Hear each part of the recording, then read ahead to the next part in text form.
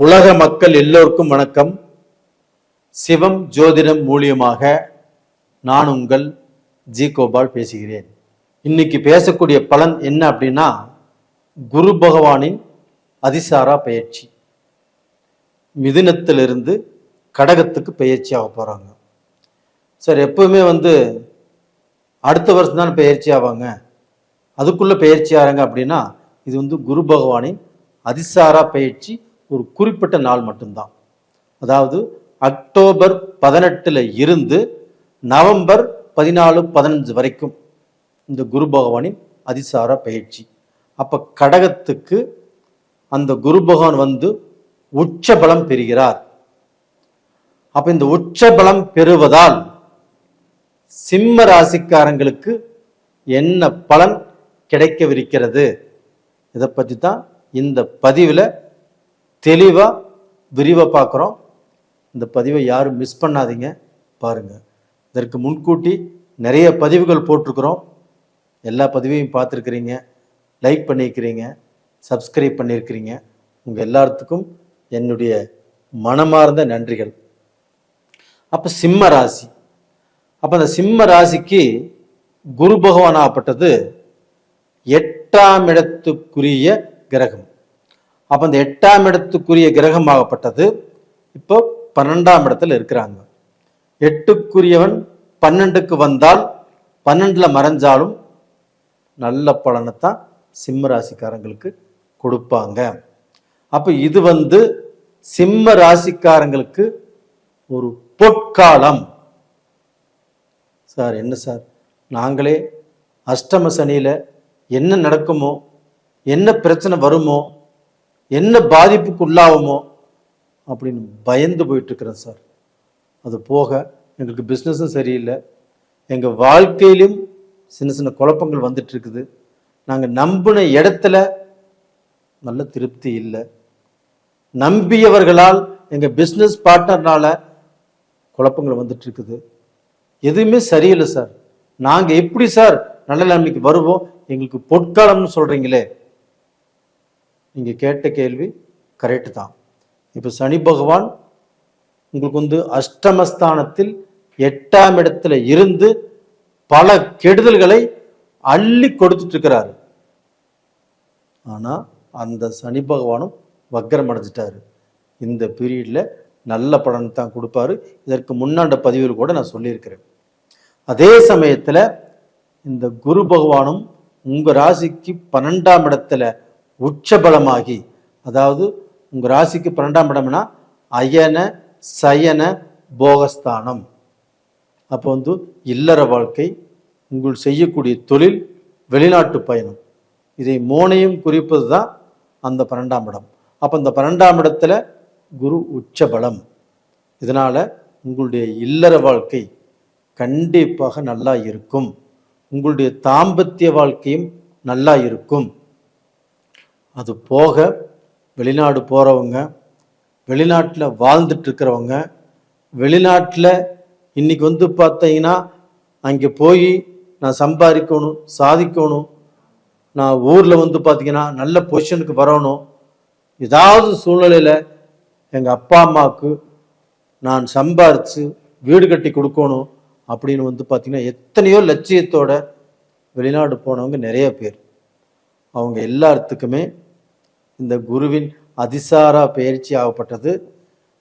நீங்க என்ன பிரார்த்தனை பண்ணீங்களோ, நீங்க எதுக்கோசரம் வெளிநாடு போனீங்களோ, கண்டிப்பாக அது நடக்கும். அது போக வெளிநாட்டில் உள்ளவங்க இப்போ Spain, Switzerland, USA, Canada, London, Australia, Norway, Italy, இந்த மாதிரி கண்ட்ரியில் நிறைய பேர் வெளியில் போயிருக்கிறீங்க. இன்னும் நிறைய கண்ட்ரிகளுக்கு போயிருக்கிறீங்க. அந்த கண்ட்ரியில் இருந்தும் நம்ம சம்பாதிக்கணும், நம்ம சாதிக்கணும், நம்ம ஏதாவது சூழ்நிலையில் ஒரு நல்ல நிலைமைக்கு வரணும் அப்படின்னு ரொம்பவுமே கஷ்டப்பட்டு பாடுபட்டு இருக்கிறீங்க. அப்படி பாடுபட்டும் பலன் கிடைக்கல, வேலையில் நல்ல திருப்தி இல்லை. நீங்கள் எவ்வளவு கஷ்டப்பட்டு உங்களுடைய உழைப்பு, உங்களுடைய அறிவு எல்லாத்தையுமே வேலையில் போட்டாலும் உங்களை மதிக்கிறவங்க யாரும் இல்லை, உங்களுக்கு ப்ரமோஷன் கிடைக்கல, உங்களுக்கு நல்ல பொசிஷனுக்கு நீங்கள் வர வேண்டிய காலம் இது, அதை நீங்கள் எதிர்பார்த்துட்டு இருக்கிறீங்க, எதிர்பார்த்தும் நடக்கலை. அப்போ இதனால் உங்கள் மனசு வெந்து நொந்து பல குழப்பத்துக்கு ஆளாயிடுச்சு. இப்போ இந்த மாதிரி சமயத்தில் உங்களுக்கு மனைவி தான் ஆறுதல் சொல்லணும். கண்டிப்பாக அவங்களும் ஆறுதல் சொல்கிறாங்க. ஒரு சில குடும்பங்களில் கணவன் மனைவிக்கும் பிரச்சனை, மன நிறைவு இல்லை, மன சந்தோஷம் இல்லை. கணவனும் வேலைக்கு போகிறாங்க, மனைவியும் வேலைக்கு போகிறாங்க, 2 பேரும் வேலைக்கு போய் சம்பாரிச்சு இன்னைக்கு நல்ல பொசிஷனுக்கு வர முடியல, ஒரு வீடு வாங்க முடியல, ஒரு சொத்து சேர்த்த முடியல. அப்படியே சொத்து சேர்த்திருந்தாலும் அதுலேயும் பிரச்சனைகள். இது மாதிரி எத்தனையோ பிரச்சனைகளை சந்திச்சு இந்த சிம்மராசியில் பிறந்தவங்க வாழ்ந்துட்டு இருக்கிறீங்க. உங்களுக்கு எல்லாத்துக்குமே இந்த பீரியடு ஒரு விடிவு காலம். ஏன்னா உங்களுக்கு உங்கள் ராசிக்கு 4ஆம் இடத்தை குரு பகவான் பார்க்குறாரு. இந்த 4ஆம் இடம் என்பது என்ன? ஒரு சொத்து சம்மந்தப்பட்டது, ஒரு வீடு சம்மந்தப்பட்டது, ஒரு டாக்குமெண்ட் சம்மந்தப்பட்டது. அப்போ கண்டிப்பாக சொத்து வாங்குவீங்க, கண்டிப்பாக ஒரு வீடு வாங்குவீங்க. அப்படி இல்லைன்னா உங்களுடைய அம்மா வர்க்க வகையிலிருந்து உங்களுக்கு வரக்கூடிய ஏதாவது சொத்து சேரும். அம்மா கொடுக்கக்கூடிய மனஸ்தாபங்கள் கண்டிப்பாக குறையும். அம்மாவுக்கு இருக்கக்கூடிய உடல் பிணிப்பிடிகளும் தீரும். அதே சமயத்தில் உங்களுக்கு இந்த 6ஆம் இடத்தை குரு பார்க்கறதுனால கவலையே பட வேண்டாம். உங்களுக்கு எதிர்ப்புகள், போட்டி, பொறாமை, சத்ருக்கள் எல்லாரும் விலகுவாங்க. இந்த 12 ராசிகளிலேயே இந்த சிம்ம ராசிக்கு மட்டும்தான் உள்குத்துன்னு சொல்லுவாங்க இல்லையா, அது ரொம்ப ஜாஸ்தி. நீங்க நம்பினவங்களே நயவஞ்சகம். நீங்க பார்த்தீங்கன்னா யாரை முழுசா நம்பி இருக்கிறீங்களே அவங்களே துரோகி ஆவாங்க. எதிர்ப்பு, போட்டி, பொறாமை, திருஷ்டி நிறைய உங்களுக்கு தான். அது எல்லாத்தையுமே இந்த குரு பகவான் 6ஆம் இடத்தை பார்க்கறதுனால இதெல்லாம் விலக்கி கொடுக்கும்.